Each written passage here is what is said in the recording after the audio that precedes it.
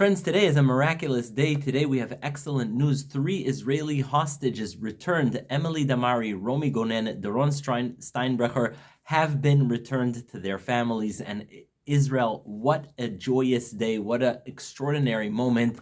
Thank you, God Almighty, for making this miracle happen. And also, moments like this, watershed moments like this, remind us exactly of what we have been fighting for. While on the side of Israel, you see these lovely women who are absolutely innocent civilians being returned to their families, you also see them surrounded by gruesome and grotesque barbaric terrorists who are wearing their whole Hamas regalia. They suddenly were able to find their uniforms after 470 days as hiding among civilian populations, pretending to be doctors and teachers and humanitarian workers. But the bottom line is, they are Hamas terrorists, and they surround, this pack of cruel, bloodthirsty wolves surrounds these innocent women, and they escort them to the Red Cross jeep that takes them to Israel and gives them to the IDF, who then passes them on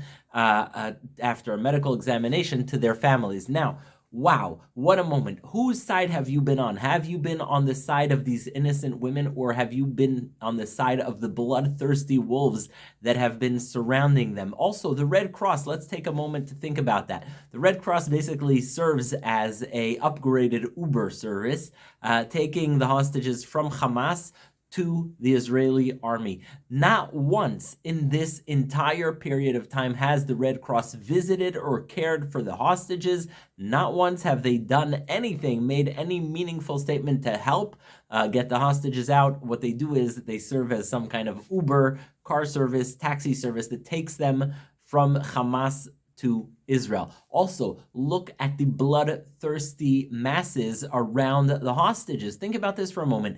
In World War II, during the Holocaust, in the epicenter of Germany, in Berlin, 1,700 Jews survived in captivity. 1,700 Jews survived in hiding. How many Jews survived in Gaza without Hamas using them as pawns? Zero, absolutely zero. In fact, when Hamas are transferring the hostages into the Red Cross Jeep, Hamas needed to protect the hostages because the masses of Gaza would have otherwise completely decimated them. And so it's important to remember whose side you've been on over the past 15 months. Have you been on the side of the hostages? Have you been screaming in the streets and putting up posters saying, bring them home? Or have you been on the side that says, let's give Hamas more and more and more? Have you been on the side of indifference and silence like the Red Cross has? Or have you spoken out and said, time to bring them home? It's important to note there is an extraordinary amount of destruction in Gaza. That destruction could have been avoided if Hamas would have freed these hostages 470 days ago, but they didn't. They refused. They insisted on holding on to these hostages. And was it really worth it for them to see such destruction in Gaza? I hope not, because this is just not right. The amount of time that they held on to them, they shouldn't have kidnapped them to begin with, of course. And so it's a time for you to ask, those people protesting on campuses, have they been protesting for these women, or have they been protesting for Hamas? Now, these are only 3 hostages. There are still another 97 hostages being held. And so our hearts are with the families of the hostages being held. Hopefully over the next 46 days, we'll see more and more hostages coming out. We'll hear their story. And finally, I want to go to the famine hoax.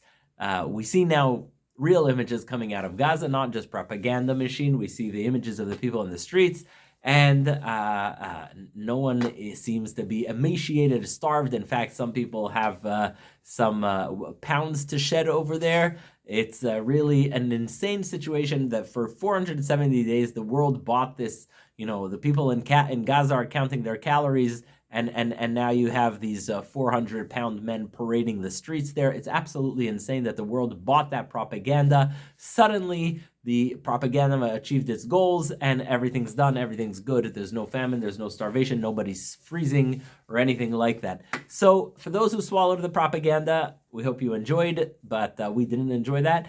And for those who sided with the terrorists, maybe it's the time now to apologize to these hostages. And for those who took down posters of hostages, maybe now's a good time to apologize as well. And for those who kept advocating for the hostages, speaking for the hostages, thank you. God bless you. We appreciate you.